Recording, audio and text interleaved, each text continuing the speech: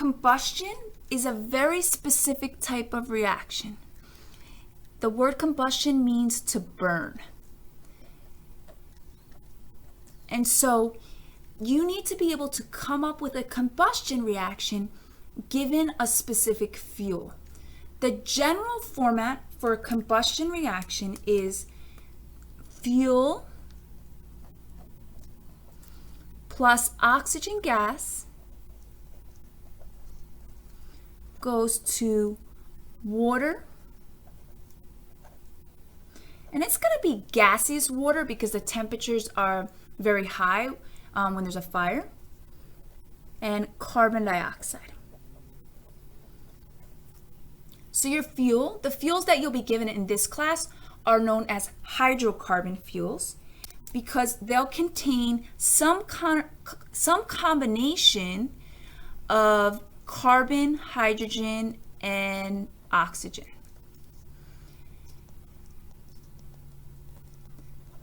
All fires, all flames, all combustion reactions need oxygen gas. Without the oxygen, we don't have a fire, right? So fuel plus oxygen, and then we're always going to produce carbon dioxide and we're always going to produce water. So these things are super predictable. The main task, the difficult part about this is balancing what you've written. So here in part A, they asked us to write a balanced equation for the combustion of gaseous methane. So methane is my fuel.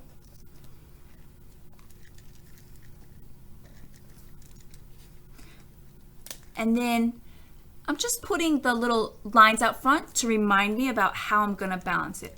The rest of this is predictable. So methane plus oxygen. Oxygen is always going to be the reactant. And then we're always going to produce the same two products. The order doesn't matter. So we're always going to produce gaseous water vapor and gaseous carbon dioxide.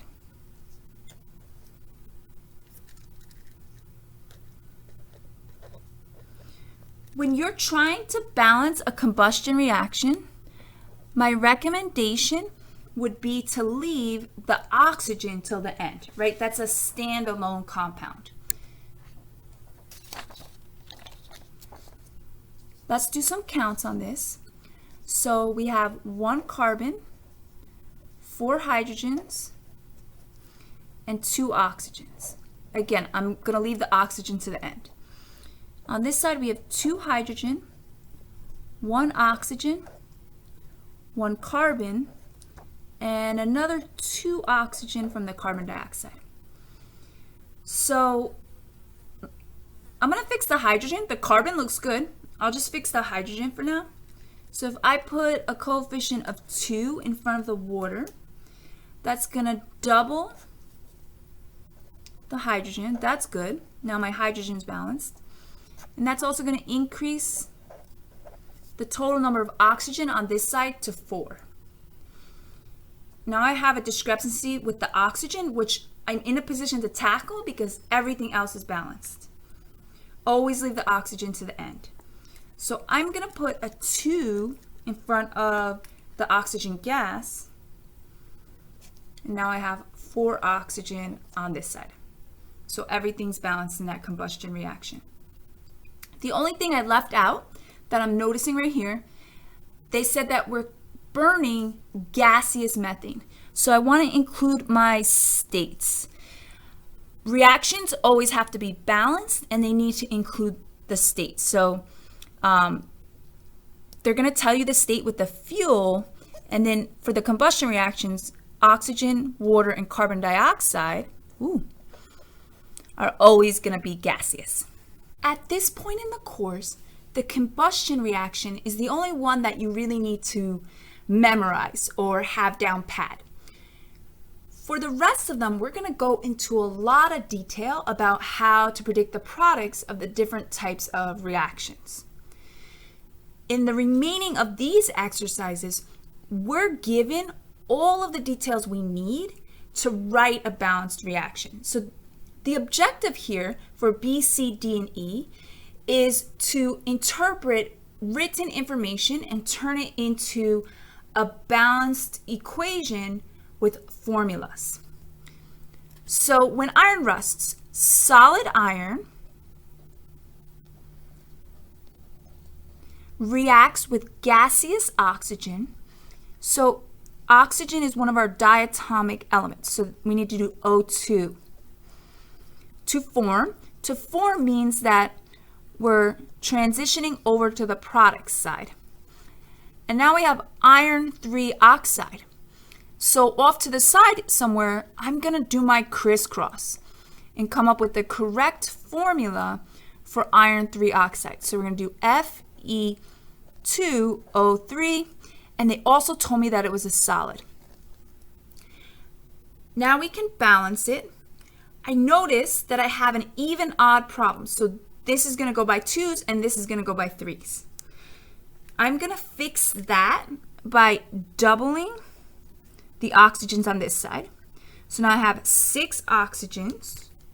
And if I put a 3 out front here, we have 6 oxygens on this side. 4 iron, I'll put a 4 there. So that's good to go because it's balanced and it has states. What kind of reaction is this? This reaction is known as a combination or synthesis reaction. And we know this because we have 2 distinct compounds coming together to form a single product. On letter C, we have aqueous silver nitrate. So again, off to the side, I'm going to make sure that I'm doing all these crisscrosses and coming up with the correct formulas. So I'm going to do AgNO3, aqueous, and aqueous potassium chloride. Leave yourself a little bit of space so you can balance it. And they told me it's aqueous, which means it dissolves in water, and we're going to label that with AQ. And then we're going to form solid silver chloride. Again, doing the crisscrosses, we have a +1 and a -1, so it's a 1-to-1.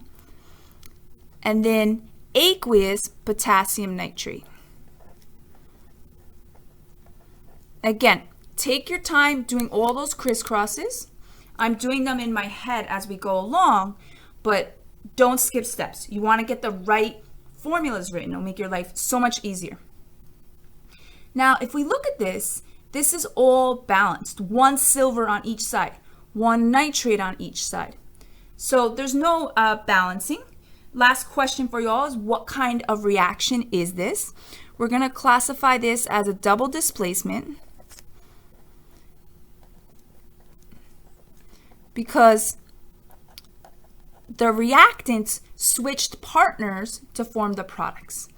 We can also classify it, it's a subcategory of double displacement, as a precipitation reaction because we formed a solid product.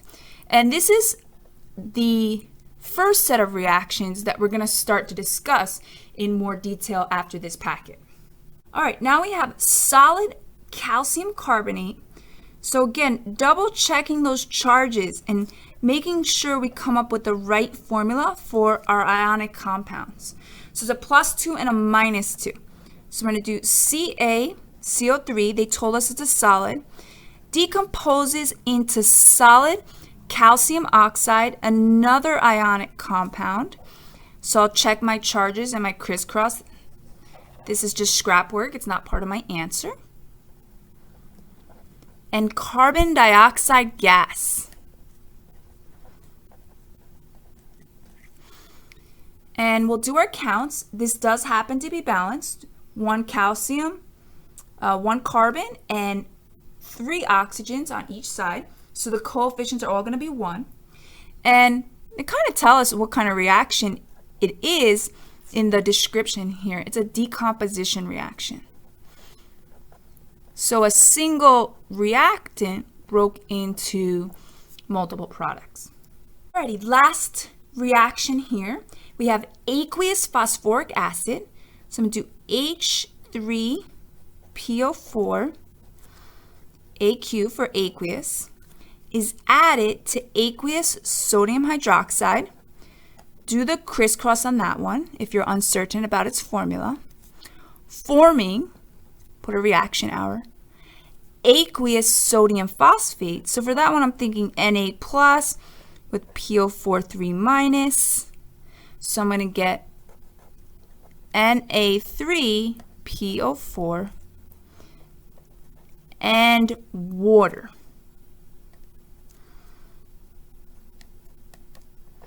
Water, we're going to go into a lot more detail about acid-base reactions in a future lecture.